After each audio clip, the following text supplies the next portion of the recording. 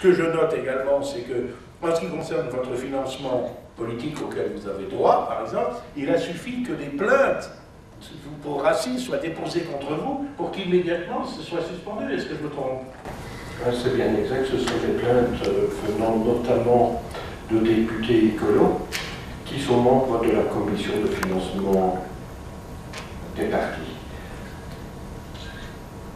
Mais il est significatif de remarquer qu'au Parlement belge, il n'y a qu'une seule opinion qui est ce mélange d'idées libérales et socialistes, que ce soit par des écolos, que ce soit par des séparatistes flamands comme le NVA, ou que ce soit des libéraux, des socialistes.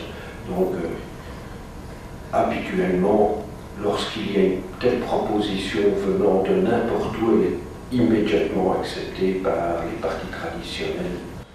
Oui. Ce qui est extraordinaire, c'est que dans ce système belge, où tout, y compris les postes de magistrats, est fonction très largement des opinions politiques, puisque les partis politiques traditionnels, je crois savoir, socialistes, libéraux, démocrates chrétiens et maintenant les écolos, ont droit à leur quota de fonctionnaires, de magistrats, etc.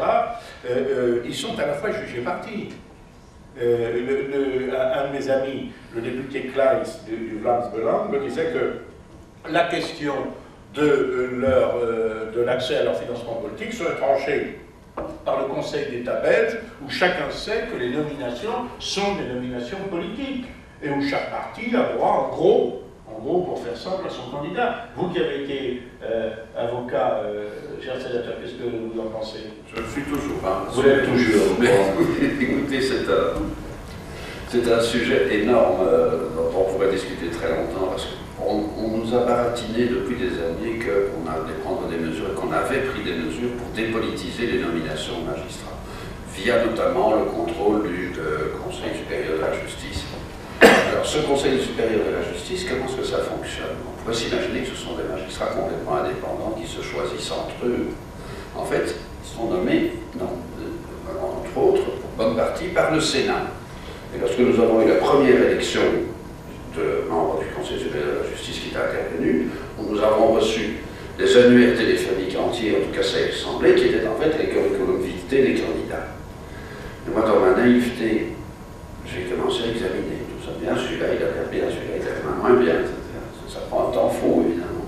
Arrivé au moment des votes, je l'imaginais que c'était des votes individuels, on a mes consciences des sénateurs, et en fait, on nous a annoncé, voilà, avant de voter individuellement, on va d'abord voter sur la liste que vous présente le bureau, c'est-à-dire la majorité en place.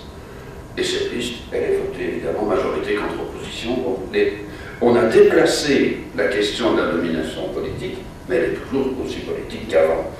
Encore davantage, puisque maintenant ce sont les partis, je dirais, au plus haut niveau de leurs dirigeants qui nomment les magistrats, qui sont chargés plus ou moins de superviser les autres, alors qu'auparavant c'était souvent des commissions locales avec des petites baronnies qui s'arrangeaient entre elles. Donc, les mesures qu'on a prises en Belgique pour dépolitiser la magistrature sont arrivées exactement au résultat inverse. Maintenant, pour ce qui est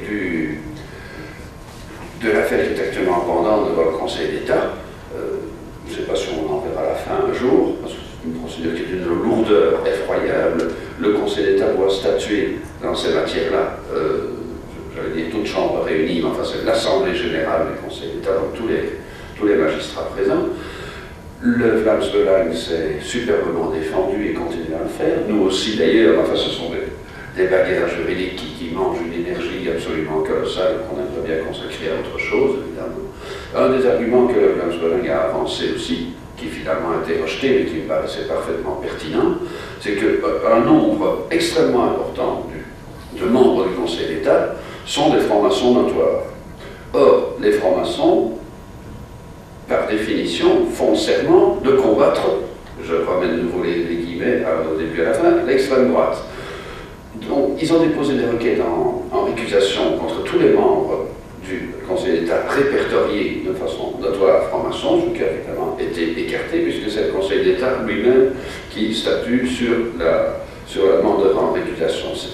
Ça tourne en rond, c'est un serpent qui se mange la queue en permanence, et nous sommes dans une situation, en fait, d'injustice organisée. Voilà, comme ça je vous ai résumé ce que j'en pensais.